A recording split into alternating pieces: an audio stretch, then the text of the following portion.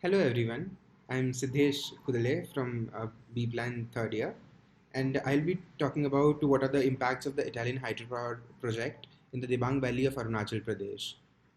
This is an assignment for environmental planning subject. So starting from the location, the Italian hydropower project is based on two major tributaries of the river Dibang, which itself is a tributary of the Brahmaputra river. Uh, and the two rivers on which this project will operate is the Dri river and the Tangan river. So the background of the project is that the Italian hydroelectric project is envisaged as a run of the river type of project, as in which means that uh, the project will make use of the topography and the flow of the river, the direction of the flow of the water in the river to generate electricity automatically. Also from the map here, we can see how the project has been divided into three main substations. Like we can see that there is a 101.5 meter high dam on the Dri river, the left one, near the Huron village, and there is another 80-meter high dam on the Tango river, and then both of these are connected to the underground powerhouse, which is located at the confluence of these two rivers, and is which is proposed with 10 units of 307 megawatts each. So coming to the timeline, in 2003 this project was first envisaged, and then in 2008 it was taken up by Jindal Power. In 2017, an expert panel of the Environment Ministry gave the green clearance for this project. The project, which is estimated to be cost at rupees 25,296.95 crores, is proposed to be completed in 7 years. Yet, recently in 2017, there was also another problem which came up, which is why this project has been taken up for reassessment, especially for the environmental clearance. So some of the issues and objections which came up during this project were that there is a diversion of like almost about 1,165 hectares of dense forest land, and that is especially important because this area is very essential in the terms of ecology, because three continental plates join in northeast India. The one is the Indian plate. The second is the Chinese plate, or the Asian plate, and the third is the Indonesian and Australian plate. So to phrase it in a better manner, this is also called as the richest biogeographical province of the Himalayan zone, and would be located at the location of the Palearctic, Indo-Chinese, and Indo-Malayan biogeographic regions. As a result of which, there is a lot of biodiversity which is very unique to this area. And looking at the location of this project, which is situated at the heart of all of this, it is very important for us to understand what impact it might have on the biodiversity of the area. This project threatens the existence of 6 globally natural endangered mammal species. It would also entail a felling of 2,80,677 trees. Though I do not know how they have come up with this number, which is exactly up to even they are giving up to one unit.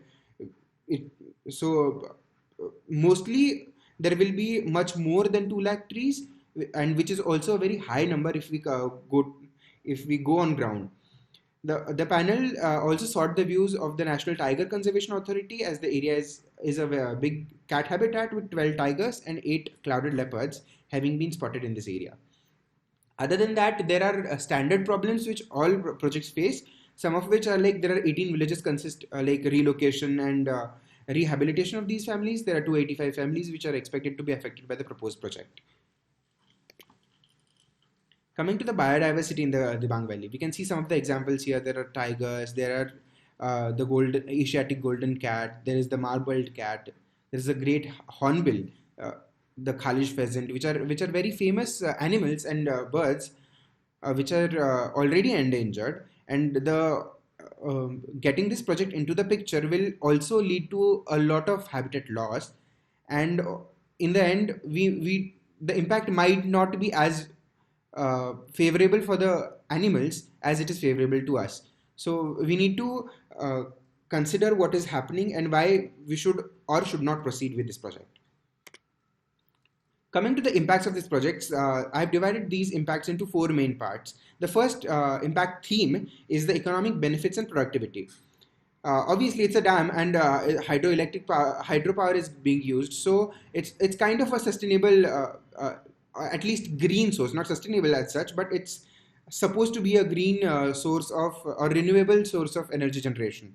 So the project is being executed through Etalin Hydroelectric Power Company Limited, EHEPCL, and the Jindal Power Limited, which is 74% of the stakeholder, and Hydropower Development Corporation of Arunachal Pradesh is 26% of the stakeholder.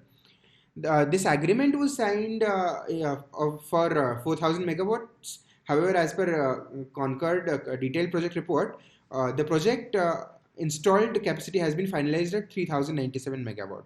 So it has gone from 4,000 to 3,000 megawatts. Also, this project is supposed to light up the whole of the northeast region in this renewable way, and it will also be contributing the surplus electricity to the central power grid, and in the end help the rest of the areas in continental India. Coming to the second impact theme, which is deforestation. So this is the biggest negative impact the project will have, and there will be 2.7 lakh trees will be felled in the Dibang Valley. And scientists oppose the hydropower project due to this, because trees are the basic necessity for safety and conservation, which will have a direct impact on the animal safety, habitat and biodiversity conservation, and it will also have an impact on the prevention of groundwater and surface runoff, because it is common sense that the trees hold on to the underground water with the roots, which will lead to and the deforestation of which will lead to a lot of loss of groundwater and seepage. And already we can see that the river and the area is not in a good position as yet. So the even felling of 3 lakh trees will be a huge problem to the area. The next theme is corruption. So this played a very major role in why and how this project has come up, because corruption has led to a lot of exploitation of natural resources in the area, especially due to fake clearances, or at least dishonest environmental clearances and audits, which are essential for biodiversity conservation, not really conservation, but protection of that biodiversity in any area. And especially it is important because Arunachal Pradesh and the northeast area is very rich in biodiversity. Almost 90% of the area is covered in greens.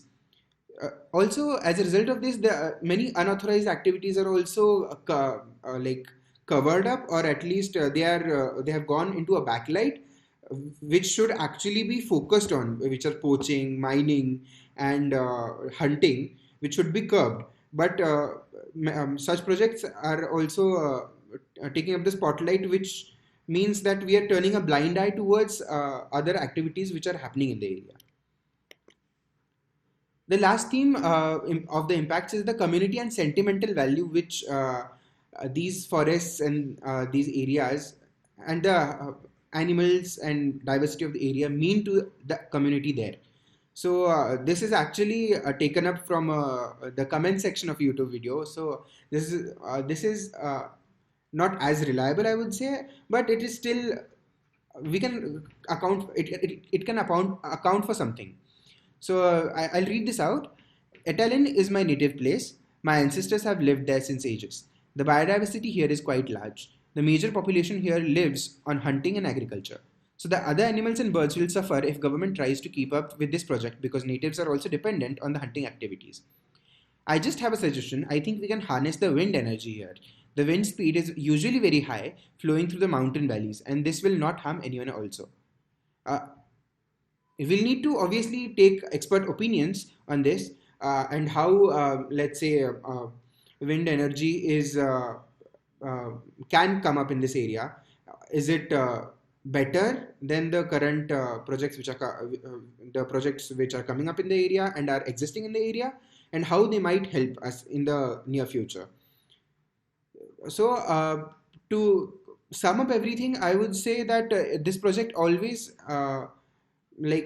we can see that there are positive impacts as well as negative impacts, because it is going to help us with electricity generation through green energy production. But at the same time, we are also having a lot of backlash due to the forests and deforestation and community impacts and other such matters. So, in my personal opinion, I would say that there are more negative impacts than positive impacts, because something once lost, there is, especially when it comes to biodiversity, it cannot be recovered.